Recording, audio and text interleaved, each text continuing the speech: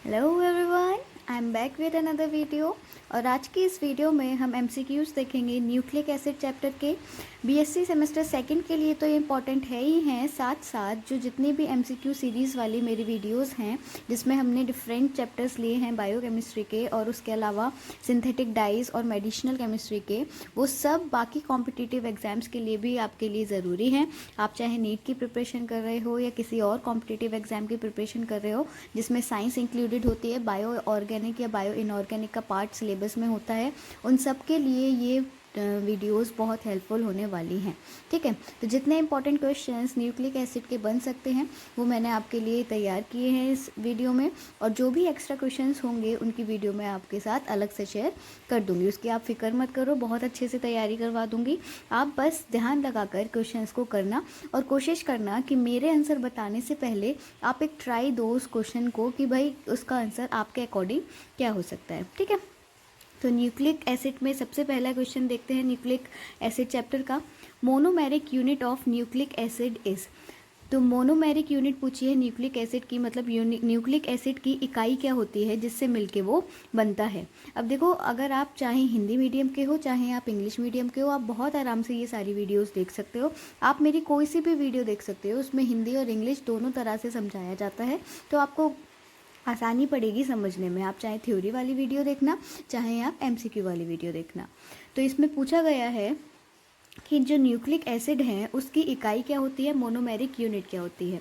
सबसे पहला ऑप्शन है प्यूराइंस, दूसरा ऑप्शन है न्यूक्लियोटाइड्स, तीसरा ऑप्शन है न्यूक्लियोसाइड्स और चौथा ऑप्शन है पायरिमिडीन्स। तो इसका सही आंसर है न्यूक्लियोटाइड्स। जो हमारे न्यूक्लिक एसिड होते हैं उनकी इकाई होती है न्यूक्लियोटाइड्स। आप इसको इस तरीके से समझ सकते हो कि भाई हम यूनिट का मतलब क्या है, यूनिट से हम क्या समझते हैं या इकाई से हम क्या समझते हैं। जैसे हमारी जो बॉडी होती है वो किस चीज़ से बनी होती है, वो सेल से बनी होती है। तो हमने यही पढ़ा है कि हमारी बॉडी की जो फंडामेंटल यूनिट होती है वो क्या होती है, या बेसिक यूनिट होती है वो क्या होती है, वो होती है सेल। ठीक है, तो जैसे कि बॉडी हमारी सेल से बनती है उसी तरीके से न्यूक्लिक एसिड किस से बना हुआ होता है, न्यूक्लियोटाइड्स से बना होता है। अब न्यूक्लियोटाइड्स किस किस से बना होता है वो देखते हैं। देखो, जो न्यूक्लियोटाइड्स होते हैं उसमें 3 हिस्से होते हैं। एक होता है शुगर का हिस्सा, एक होता है बेस का हिस्सा और एक होता है फॉस्फेट ग्रुप का हिस्सा। इन 3 चीज़ों से मिलके हमारा न्यूक्लियोटाइड बनता है। अब आप न्यूक्लियोसाइड और न्यूक्लियोटाइड में कंफ्यूज मत होना। देखो, न्यूक्लियोसाइड सा से आप ये ट्रिक बना सकते हो कि इसमें शुगर और बेस होगा। ठीक है, और बाद में जब इस शुगर और बेस में फॉस्फेट मिला देंगे तो न्यूक्लियोटाइड बन जाएगा। तो न्यूक्लियोसाइड किसे कहेंगे, शुगर प्लस बेस को कहेंगे हम न्यूक्लियोसाइड। अच्छा, थोड़ा सा अगर बैकग्राउंड में डिस्टरबेंस आ रहा हो तो उसके लिए थोड़ी सी माफ़ी चाहूँगी, क्योंकि पूरे दिन बारिश हुई है, अभी भी बारिश हो रही है और मुझे वीडियो बनानी ही थी आप लोगों के लिए, तो फिर इसलिए थोड़ा सा बैकग्राउंड में बारिश का शोर आ रहा है। नेक्स्ट क्वेश्चन है, double helical structure of DNA was given by. जो हमारे डीएनए का डबल हेलिकल स्ट्रक्चर है, डबल हेलिकल स्ट्रक्चर से मतलब है जो डीएनए का असल में स्ट्रक्चर सबसे ज़्यादा माना गया है वो इस तरीके से माना गया है। 2 हेलिसेस होती हैं जो आपस में कंबाइंड होती हैं और तब जाके डीएनए का स्ट्रक्चर बनता है। तो इससे आप ये भी समझ सकते हो कि डीएनए के स्ट्रक्चर में 2 स्ट्रैंड होते हैं। देखो, 2 स्ट्रैंड दिख रहे हैं ना आपको। तो जो डीएनए का डबल हेलिकल स्ट्रक्चर है वो किसने दिया है, लुइस ने, सिडविक ने, वॉटसन एंड क्रिक ने, या फिर किसी ने नहीं। तो वॉटसन एंड क्रिक ने दिया है। नेक्स्ट क्वेश्चन है, which base is not present in DNA. DNA में कौन से टाइप का बेस नहीं प्रेजेंट होता है। अब डीएनए भी हमारा क्या है, डीएनए के बारे में ज़रा सा फुल फॉर्म वगैरह जान लेते हैं। तो डीएनए का मतलब होता है डीऑक्सीराइबो न्यूक्लिक एसिड। तो इसका मतलब है डीएनए भी हमारा क्या है, न्यूक्लिक एसिड है। और न्यूक्लिक एसिड में शुगर, बेस और फॉस्फेट तीनों चीज़ होती हैं।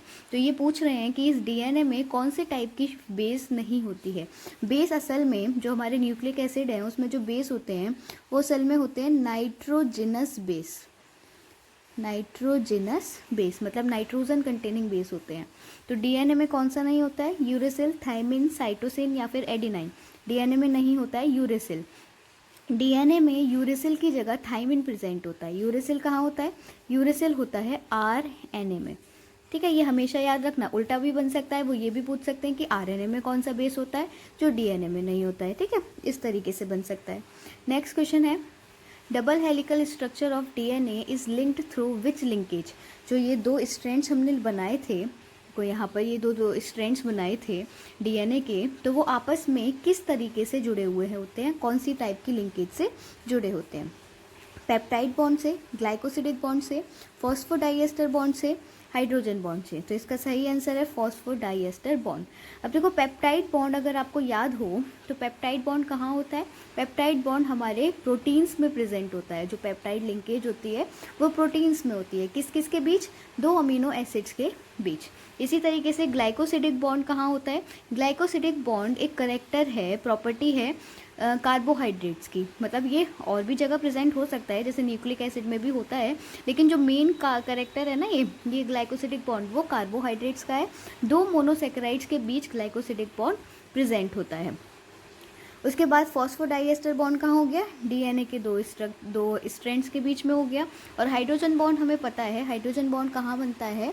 जब एक मतलब एक इलेक्ट्रोनेगेटिव एटम हो और एक हाइड्रोजन हो तो उसके थ्रू हाइड्रोजन बॉन्ड की फॉर्मेशन होती है। अगला क्वेश्चन है प्यूराइंस फाउंड इन डीएनए आर। अब ये प्यूराइंस क्या है? प्यूराइंस और पायरिमिडीन्स दो तरीके के बेस होते हैं, जिसको हमने मतलब जो बेस हमें पता है न्यूक्लिक एसिड में बेस होते हैं, तो उन बेसिस को हमने दो कैटेगरी में बांटा है। कैसे कैसे? एक बांटा है प्योराइंस और एक बांटा है पायरिमिडीन्स। ठीक है, पायरिमिडीन्स। अभी जो प्योराइंस होते हैं इनमें आता है एडिनाइन और ग्वाइनिन। क्या आता है? एडिनाइन और ग्वाइनिन। ऐसे ही पायरिमिडीन्स में आता है साइटोसिन एंड थाइमिन। जब हम आरएनए में देखेंगे तो थाइमिन की जगह हम यूरेसिल लगा देंगे, जो हमने अभी ऊपर देखा था। तो ये पूछ रहे हैं कि डीएनए में प्यूराइंस में कौन कौन से हमारे बेस आते हैं, तो वो हो गया adenine and guanine. Option E इसका राइट आंसर है। नेक्स्ट क्वेश्चन है the bond present between sugar and nitrogenous base. तो शुगर और नाइट्रोजनस बेस के बीच में कौन सा बॉन्ड प्रेजेंट होता है? वो होता है ग्लाइकोसिडिक। अब मैंने अभी आपको ऊपर बताया था कि ग्लाइकोसिडिक बॉन्ड कैरेक्टरिस्टिक तो कार्बोहाइड्रेट का होता है, लेकिन न्यूक्लिक एसिड में भी वो पाया जाता है। तो शुगर और नाइट्रोजनस बेस के बीच जो बॉन्ड पाया जाता है वो क्या होता है? ग्लाइकोसिडिक बॉन्ड होता है। फिर देखते हैं हमारा अगला क्वेश्चन क्या है। अगला क्वेश्चन है सेंट्रल डॉगमा इज। पहले देखो क्वेश्चन, अगर हमें क्वेश्चन जो भी दिया है वो अगर हमें समझ आ गया तो आसानी से हम उसका ऑप्शन चूज कर सकते हैं कि क्या करेक्ट आंसर होने वाला है। तो सेंट्रल डॉगमा क्या होता है? सेंट्रल डॉगमा असल में यूनि डायरेक्शनल फ्लो है, मतलब एक सिंगल डायरेक्शन में क्रम। यूनि डायरेक्शनल फ्लो किस चीज़ का? अब जैसा हमें पता है कि जो हमारा डीएनए होता है उसमें क्या प्रेजेंट होता है? उसमें प्रेजेंट होती है हमारी जेनेटिक इन्फॉर्मेशन। जेनेटिक इन्फॉर्मेशन से मतलब है एक पीढ़ी से दूसरी पीढ़ी में जो कैरेक्टर्स जाते हैं, जो फीचर्स जाते हैं, जो सब चीज़ जाती है, वो होता है जेनेटिक इन्फॉर्मेशन। तो वो कहाँ होती है? डीएनए में होती है। तो डीएनए से वो प्रोटीन्स तक पहुँचाने का जो एक फ्लो होता है यूनिडायरेक्शनल, ये याद रखना। इस पर भी क्वेश्चन बन सकता है कि जो सेंट्रल डॉगमा है उसकी डायरेक्शन कैसी होती है? वो यूनिडायरेक्शनल होता है, केवल एक डायरेक्शन में फ्लो करता है। तो डीएनए से जेनेटिक इन्फॉर्मेशन प्रोटीन्स तक पहुंचाने का जो फ्लो होता है एक सिंगल डायरेक्शन में, उसको हम सेंट्रल डॉगमा कहते हैं। तो इसमें क्या पूछा है कि सेंट्रल डॉगमा किस किस प्रोसेस के थ्रू होता है, पहले कौन सी होती है और बाद में कौन सी होती है। तो पहला ऑप्शन है रेप्लिकेशन, फिर ट्रांसक्रिप्शन, फिर ट्रांसलेशन, फिर है ट्रांसक्रिप्शन, रेप्लिकेशन, ट्रांसलेशन, सबसे पहले ट्रांसलेशन, ट्रांसक्रिप्शन और सबसे बाद में रेप्लिकेशन और फिर नन। तो इसका राइट आंसर है ए। सबसे पहले रेप्लिकेशन होता है, जो भी हमारा डीएनए है उसका रेप्लिकेशन होता है। उसके बाद ट्रांसक्रिप्शन की प्रोसेस होती है और सबसे बाद में ट्रांसलेशन की प्रोसेस होती है, जिसमें हमारा प्रोटीन बन जाता है। अगला क्वेश्चन है a purified DNA sample contains 20 mole of guanine, calculate approximate % of purine residue. देखो इस पे मैंने ऑलरेडी स्टार बनाया हुआ है। ये क्वेश्चन ध्यान से करना क्योंकि इसमें हमें सीखने को मिलेगा। ये न्यूमेरिकल बेस्ड क्वेश्चन है, तो अब हमें इसमें क्या पता होना चाहिए, इसे सॉल्व करने से पहले हमें क्या पता होना चाहिए। जितनी वैल्यू जी की होगी उतनी ही वैल्यू सी की होगी। ठीक है, सी मतलब साइटोसिन, जी मतलब ग्वाइनिन। जितनी वैल्यू ए की होगी उतनी ही वैल्यू टी की होगी। ए मतलब एडेनाइन, टी मतलब थाइमिन। उसके अलावा जी प्लस सी प्लस ए प्लस टी बराबर कितना होता है? 100। मतलब इन सब का जो सम टोटल होगा वो किसके बराबर होगा? 100 के बराबर होगा। अब देखो, अगर इन्होंने दिया है ग्वाइनिन के 20 मोल हैं, तो साइटोसिन के भी कितने हो गए, 20 हो गए। अब जब इन दोनों को हम जोड़ें तो क्या हो गया, 40। तो अगर A + T की वैल्यू मैं निकालना चाहूँ तो क्या आ जाएगी, 100 में से, ये अगर 40 है तो 100 में से 40 माइनस कर दूँ तो A + T की वैल्यू आ गई मेरी 60। अब जब A + T की वैल्यू 60 है तो A कितना हो गया, 30, और T कितना हो गया, 30। अब इन्होंने क्या पूछा है, प्योराइन रेसिड्यू पूछा है। प्योराइन में कौन कौन से आते हैं, ग्वाइनिन एंड एडिनाइन। ग्वाइनिन की ऑलरेडी इन्होंने दी है, तो जो एडिनाइन की वैल्यू निकली वो हमारी कितनी निकली, 30। तो सही आंसर क्या हो गया, 30। उसके बाद हमारा जो नेक्स्ट क्वेश्चन है वो है most abundant form of RNA in the cell. Cell में आरएनए का कौन सा टाइप, कौन सा फॉर्म सबसे ज़्यादा पाया जाता है। अबेंडेंट मतलब जो सबसे ज़्यादा मिले हमें। तो ऑप्शंस हैं tRNA, mRNA, rRNA या फिर सारे के सारे। तो इसका सही ऑप्शन है rRNA, जो कि राइबोसोम्स में पाया जाता है। आपने बायो में अच्छे से पढ़े होंगे राइबोसोम्स के बारे में, एंडोप्लाज्मिक रेटिकुलम के बारे में, सब आपने अच्छे से देखा होगा। और नहीं देखा है तो आप अपने बेसिक्स क्लियर कर लो, 10th 12th की किताबें पढ़ो, बहुत आराम से आपके बेसिक्स क्लियर हो जाएंगे। उसके बाद अगला क्वेश्चन है number of hydrogen bonds present between cytosine and guanine. तो साइटोसिन और ग्वाइनिन के बीच में, जैसा कि मैंने आपको बताया, साइटोसिन क्या है, साइटोसिन है हमारा पायरीमिडीन बेस, और ग्वाइनिन क्या है हमारा, ग्वाइनिन है हमारा प्योराइन बेस। अब बॉन्डिंग किस किस के बीच में होती है, पायरिमिडिन बेस और प्योराइन बेस के बीच में होती है बॉन्डिंग। अब कितने बॉन्ड्स बनते हैं वो हमें बताना है। तो साइटोसिन और ग्वाइनिन के बीच कितने हाइड्रोजन बॉन्ड बनते हैं, 3 हाइड्रोजन बॉन्ड बनते हैं, कुछ इस तरीके से, ठीक है। और एडिनाइन और थायमिन के बीच बनते हैं 2 बॉन्ड्स, याद रखना इसको। अगला क्वेश्चन है which of the following is present in DNA. DNA में दिए हुए ऑप्शंस में से क्या चीज़ प्रेजेंट होती है, राइबोस शुगर होती है, 2-डीऑक्सी राइबोस शुगर होती है, थाइमिन होता है, या फिर बोथ बी और सी, मतलब ये दोनों ऑप्शन होते हैं। तो both B and C. Ribose sugar नहीं होती है, राइबोस शुगर आरएनए में होती है, राइबोन्यूक्लिक एसिड होता है। और जो डीएनए होती है उसमें शुगर कौन सी होती है, 2-डीऑक्सी राइबोस शुगर। और थाइमिन क्या होता है, थाइमिन होता है बेस। तो बोथ बी एंड सी। इसके बाद अगला क्वेश्चन देखते हैं। अगला क्वेश्चन कुछ इस टाइप से है कि which is responsible for heredity character of a cell. Heredity character का मतलब वही है अनुवांशिक जो करेक्टर होते हैं हमारे। हेरिडिटी करेक्टर के लिए कौन सी चीज़, कौन सी सेल की ऐसी चीज़ होती है, स्ट्रक्चर होता है जो रिस्पॉन्सिबल होता है, जिम्मेदार होता है। पहला ऑप्शन है डीएनए, दूसरा ऑप्शन है आरएनए, तीसरा ऑप्शन है प्रोटीन्स और चौथा ऑप्शन है फॉस्फेट। तो अभी हमने पीछे भी देखा था, तो डीएनए होता है, जेनेटिक इन्फॉर्मेशन जहाँ स्टोर होती है वो क्या होती है, डीएनए होती है। डीएनए के थ्रू ही वो अगली पीढ़ी में जाती है। अगला क्वेश्चन है thymine differs from uracil in having. Thymine और यूरेसिल में क्या फ़र्क होता है। अब देखो, थाइमीन हमने कहाँ पढ़ा, थाइमीन हमने पढ़ा डीएनए में होता है, बेस होता है। और यूरेसिल कहाँ होता है, यूरेसिल होता है हमारा आरएनए में। तो भाई इनके स्ट्रक्चर में ऐसा क्या फ़र्क है। तो थाइमीन और डीएनए के थाइमीन और यूरेसिल के स्ट्रक्चर में एक मिथाइल ग्रुप का फ़र्क होता है। दोनों का स्ट्रक्चर बाकी ऑलमोस्ट पूरा सेम होता है, लेकिन एक मिथाइल ग्रुप अलग से लगा हुआ होता है थाइमीन में।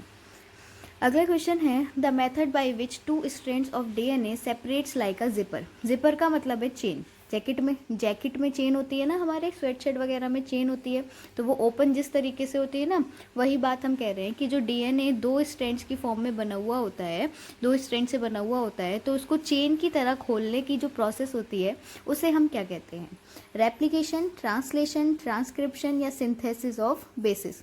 तो सही आंसर है इसका रेप्लिकेशन। अगला क्वेश्चन है प्योराइंस एंड पायरिमिडीन्स कंटेन। जो प्योराइंस बेस होते हैं और जो पायरिमिडीन्स बेस होते हैं उनमें क्या होता है, 2 fused carbon nitrogen ring and single carbon nitrogen ring respectively. देखो रेस्पेक्टिवली जहाँ भी दिया हुआ हो तो उसका मतलब है पहला आंसर, पहले को ऑप्शन का मतलब पहली चीज़ का पहला आंसर, दूसरी चीज़ का दूसरा आंसर। तो इसमें है प्योराइंस में होता है 2 फ्यूज्ड कार्बन नाइट्रोजन रिंग और पायरिमिडीन में होता है सिंगल कार्बन नाइट्रोजन रिंग।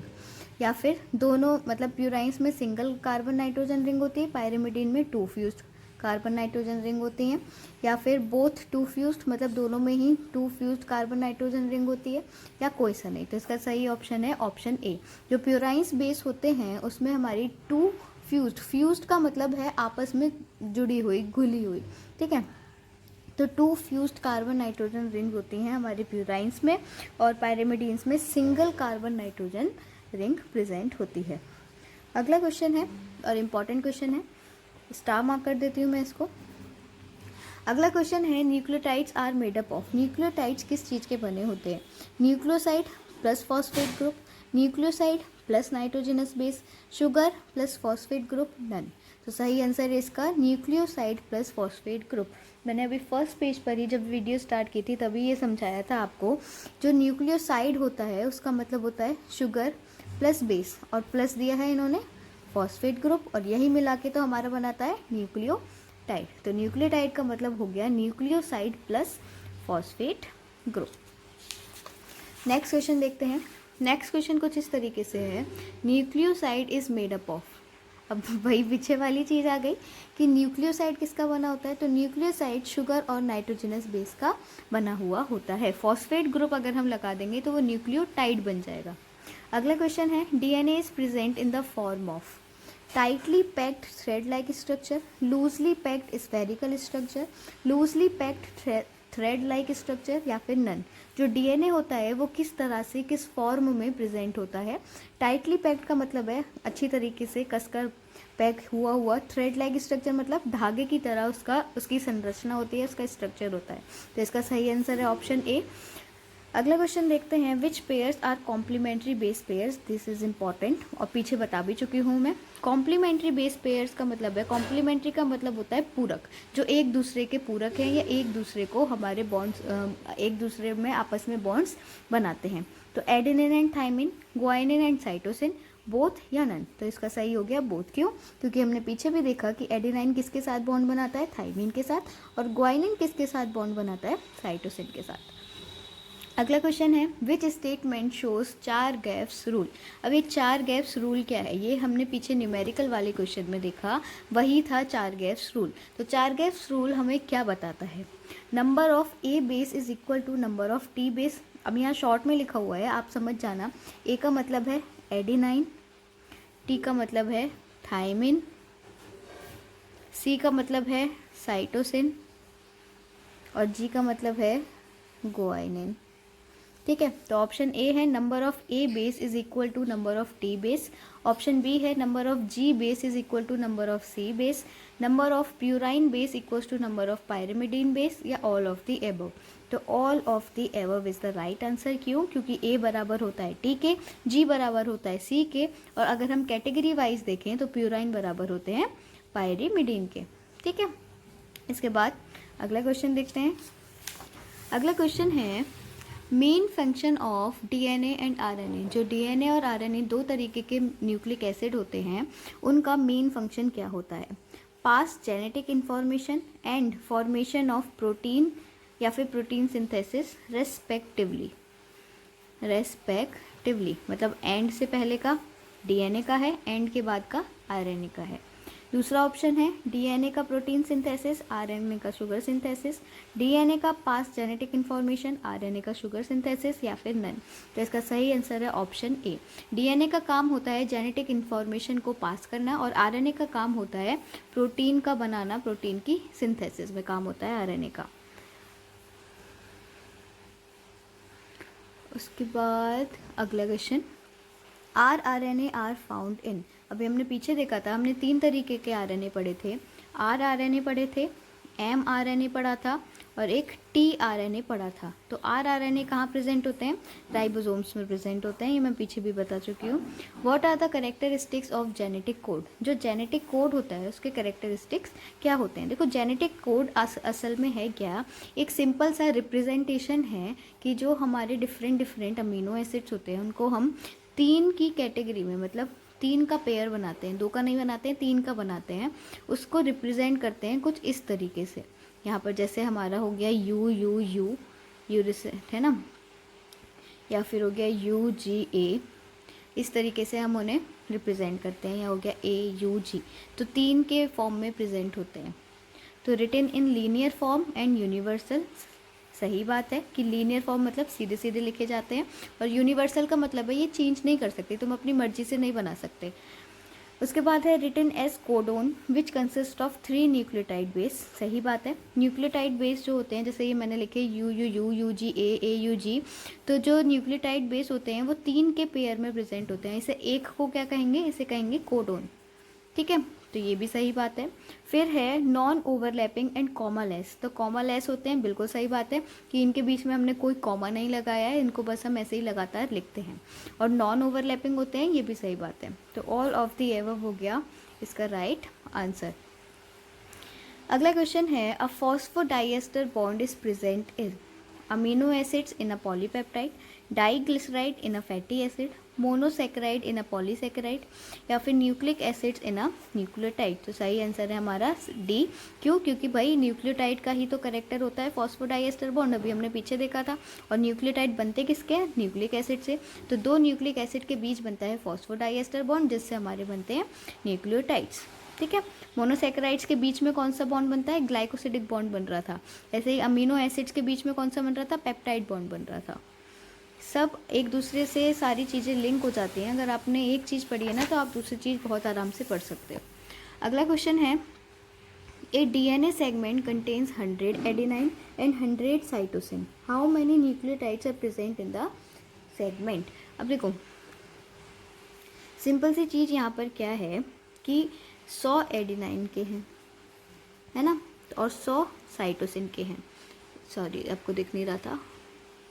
तो 100 एडेनाइन के हैं, 100 साइटोसिन के हैं। एडेनाइन के बराबर होंगे थाइमिन वाले, साइटोसिन के बराबर होंगे ग्वाइनिन वाले। ठीक है, तो ये भी 100 हो गए और ये भी 100 हो गए। टोटल कितने हो गए? 100 100 100 और 100 400। उसके बाद एटीपी इज़, एटीपी क्या है? अब एटीपी को आप अगर जानते होंगे तो एटीपी किस नाम से फेमस होती है? Energy currency. हमारी एनर्जी करेंसी क्या होती है? एटीपी। एटीपी की फुल फॉर्म क्या होती है? बताओ बताओ, ये आप मुझे कमेंट सेक्शन में बताओगे। क्यों? क्योंकि ये बहुत इजी क्वेश्चन है, आपका बेसिक है ये बिल्कुल। आप अगर कंपटीशन की तैयारी कर रहे हो तो आपको बहुत ज़रूरी ये पता होना चाहिए। 11th-12th का क्वेश्चन है, इसको तो आप आसानी से बता सकते हो। तो एटीपी क्या होती है? एटीपी न्यूक्लियोसाइड है, न्यूक्लियोटाइड है, विटामिन है, या कुछ भी नहीं है। तो ये हमारा न्यूक्लियोटाइड है। ठीक है, उसके बाद देखो, एटीपी की फुल फॉर्म तो आप खैर बताओगे मुझे। एटीपी में जो हमारा बेस होता है वो क्या होता है? एडेनाइन बेस होता है। शुगर कौन सी होती है? राइबोस शुगर होती है। और जो हमारा फॉस्फेट ग्रुप होता है वो 3 फॉस्फेट ग्रुप प्रेजेंट होते हैं। कितने? 3 फॉस्फेट ग्रुप प्रेजेंट होते हैं। नेक्स्ट क्वेश्चन है the sugar molecule present in nucleotide. Nucleotide में इंपॉर्टेंट क्वेश्चन है, न्यूक्लियोटाइड में कौन सी टाइप की शुगर प्रेजेंट होती है? ट्राइओस, टेट्रोस, पेंटोस, या फिर हेक्सोस। तो इसका सही आंसर है पेंटोस। नेक्स्ट क्वेश्चन है which nucleotide contains only ribose sugar and not deoxyribose. अब देखो, ये क्वेश्चन थोड़ा सा घुमा हुआ है, ये क्वेश्चन थोड़ा सा घुमा हुआ है, कॉम्प्लिकेटेड है, लेकिन इसका कॉन्सेप्ट इतना ज़्यादा इजी है कि आप सोच नहीं सकते। इन्होंने पूछा है कि राइबोस शुगर कहाँ होती है और डीऑक्सी राइबोस नहीं होती है। अब आप अगर यहाँ दिमाग लगा सको तो देखो, राइबोस शुगर कहाँ होती है? आरएनए में। और डीऑक्सी राइबोस शुगर कहाँ होती है? डीएनए में। तो सिंपल सी चीज़ है, राइबोस मतलब आरएनए में जो बेस प्रेजेंट हो वो वाला आप टिक कर देना, और नॉट डीएनए पूछा है तो जो डीएनए वाला है वो नॉट कर देना। तो देखो, राइबोस शुगर में आरएनए का ढूंढ लो। आरएनए में खासियत कौन सी होती है? Thymine, uracil, adenine. यूरेसिल से एडेनाइन कॉमन होता है, तो थाइमिन और यूरेसिल में देखेंगे राइबोस शुगर कौन से वाले में होती है? यूरेसिल। यूरेसिल, पेंटोस शुगर और फॉस्फेट, ये इन्होंने क्या लिख दिया है? पूरा का पूरा न्यूक्लियोटाइड लिख दिया है। कैसे? ये हो गया हमारा बेस, ये हो गई हमारी शुगर, और ये हो गया हमारा फॉस्फेट ग्रुप। नेक्स्ट और लास्ट क्वेश्चन है इस वीडियो का, which is the correct statement about phosphodiester linkage between adjacent nucleotides in nucleic acid. जो हमारा फॉस्फोडाइएस्टर लिंकेज होता है न्यूक्लियोटाइड्स में, बराबर वाले, एडजेसेंट मतलब एक दूसरे के बराबर वाले, उसके बारे में कौन सा सही ऑप्शन है? पहला ऑप्शन है 3- phosphate of one nucleotide joins the 3- hydroxyl of the next nucleotide। 3- या फिर आप 3' पढ़ सकते हो। ठीक है, इसको प्राइम बोलते हैं जो डैश होता है। उसके बाद 5 prime phosphate of one nucleotide joins the 3 prime hydroxyl of next nucleotide. C option है नन, डी ऑप्शन है बोथ, और इसका राइट आंसर है ऑप्शन बी। होता क्या है, जो 5 डैश वाली पोजीशन पे होता है वो होता है फॉस्फेट वाला ग्रुप, और जो 3 प्राइम वाली पोजीशन पर होता है वो होता है हाइड्रोक्सिल ग्रुप यानी कि OH ग्रुप। तो ये आपको पता होना चाहिए कि किधर से किधर डायरेक्शन में, मतलब कौन सी पोजीशन पे क्या ग्रुप होता है, कौन सी पोजीशन पे क्या, और तब वो आपस में न्यूक्लियोटाइड्स जुड़ते हैं।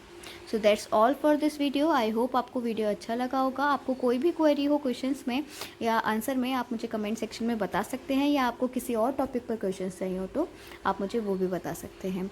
पढ़ाई करते रहिए और ध्यान रखिए कि मेरी सारी वीडियोज़ आपको कुछ ना कुछ सिखा कर ज़रूर जाएंगी, इसका मुझे पूरा पूरा भरोसा है। और अगर आप कुछ सीखो तो मतलब मुझे बहुत अच्छा लगेगा कि मेरी वीडियो से आपने कुछ सीखा। Thank you so much. Bye bye.